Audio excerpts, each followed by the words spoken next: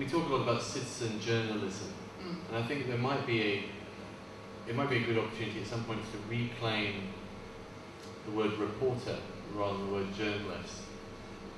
Certainly in the British media over the past decade or so, the most highly paid, the most fated, the most sort of influential journalists have been people who really just write their opinions.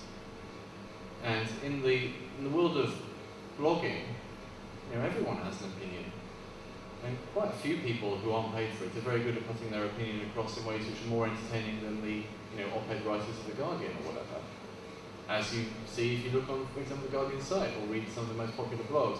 And so the real competition, the reason there's a lot of professional journalists getting nervous is the real competition is in the value of opinion is falling through the floor.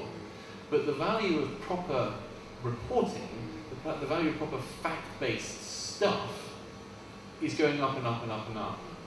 Because all of the bloggers who are just opinion bloggers, all of the writers just opinion writers, they have to base their opinions on primary fact-based, old-fashioned reporting. And the tools that we have now enable both professional reporters to do that, and also enable people on the ground, when there is a thing that is suitable to do it within, to do that sort of professional fact-based reporting and to help the professionals as well. So is there a crisis in journalism? Yes, quite possibly, if you count journalism as being an opinion thing. Is there a crisis in reporting? No, there's masses of opportunity and a much greater need for it. I'd like to open up to the floor now, really, because I think that quite a lot has already been teased out. I know there's students here, there's NGOs here, there's people from online magazines. Has anyone got a specific question they'd like to ask? My name is Colin Spurrier. I work for the BBC World Service Trust. I'm actually involved in some projects that are working in Bangladesh, and we're particularly looking at mobile phones. So I wonder if the panel can speak a bit about mobiles. And also, the element that we're working with is it's a development project. The media that we're using not so much for journalism, but for the sake of education, and trying to get across messages of basic life skills, and in our case, actually some language lessons as well. Can we broaden the topic a little bit to include mobile phones and media that's informative about factual topics rather than reporting and journalism, perhaps? The reason mobile phones are awesome is because they gather together certain things which no other device does, right? They're incredibly intimate. Like, your phone is your phone. Steady on. Your phone is your phone, it's nobody else's phone. You hold it to your face. It's a very personal thing. The phone knows, so therefore, if you know the phone, you know that's the person. If you remember 20 years ago, if you rang a phone number, the phone number was a place. It was the phone on the desk, or the phone in the hall of the house, or the phone. Whereas now you ring a phone number, it's a person. It doesn't matter where that phone is. And that's a fundamental shift. Latest phones are connected to the internet all the time. The really latest phones have got cameras in and also GPS, so they know exactly where they are at all the time. And so when you add all those things together, you have a device which is incredibly powerful for both broad reach, when you're sort of broadcasting out to everybody in a certain area, or to very, very individual, very individual touch to a single person.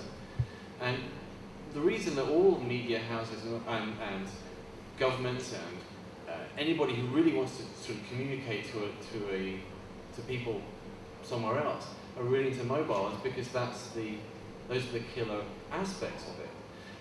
But the real clever thing is that in the developing world, they've skipped generations of technologies. So whereas here we had to lay copper cable in the road for 80 years, and then put masts up, and then go through 3 generations of mobile technology. Now if you go to coastal Eastern Africa, they've got fibre optic to the beach, and then they've got 3G masts going inland. And you can put a 3G mast up in a couple of days, and suddenly you've got a town with full-on internet connectivity. So mobile is absolutely the core technology for the next 20 years. Anybody who's doing anything with any form of media or any form of communication or any form of technology who isn't looking at mobile and saying, Christ, this is the thing, is really doing it, you're getting it wrong.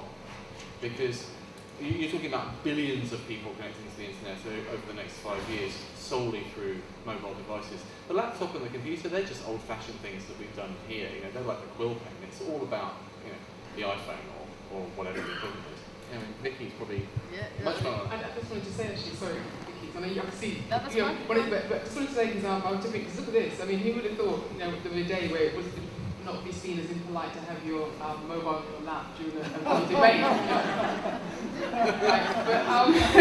But the thing is, I was just going to say, you mentioned you get excited about GPS, but in Egypt, from what I gather, unless they've stopped doing this, but the iPhone, when it was imported into, don't you dare, but imported into Egypt, the GPS facility was disabled because there was fears that it would identify military bases. I mean, so again, you get excited about that, but then the government, depending on which country it is, will see it as a threat. So so there's less of a benefit. I mean, do you want to comment on that at all? I mean, in terms of mobile, are you as excited? Is that? I just want to explain what I'm doing at the moment. Yeah. I took my mobile phone out of my pocket, and now it's broadcasting live video to the internet.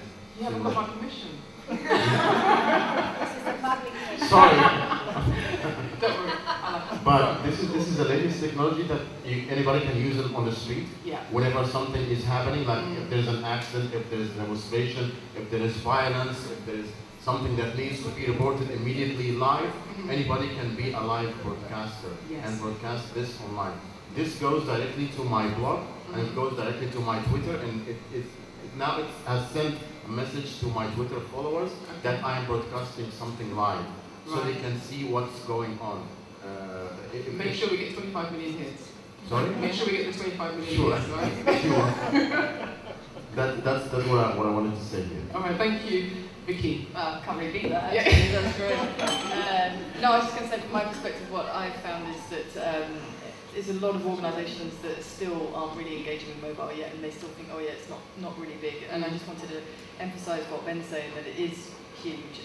But one thing you do have to be careful with is that you can't assume that a mobile website needs to be, or a website that you're seeing on the mobile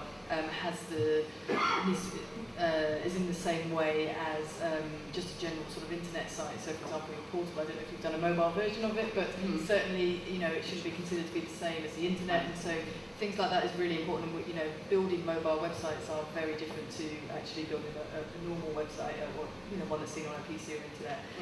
And often it would be worthwhile for you in organisations that manage your own websites now. You'll be pleasantly surprised that if you go back and check your statistics, you'll be surprised how many people are actually viewing your websites on mobile technology. It's much bigger than you think it is. It sounds a bit ominous and cryptic and Twilight Zone-ish. Grigori. I just want to say that definitely I would agree with what was recently said, but we need to take into consideration the specific regions. For example, as you just mentioned on the case of Egypt, and we know the cases in the Caucasus, that it's possible for the state to oppress the companies, it's possible to stop access to the websites, especially for the cell phones. It's easy to do so.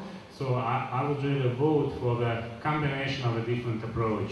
I would definitely say that then it's possible to provide content from the different platforms, in your blog, in your Twitter, in your own server, and in other services, in other servers. And that's definitely the approach which might be good, and that might have more capacity in restricted areas of the world, where a state plays an important role.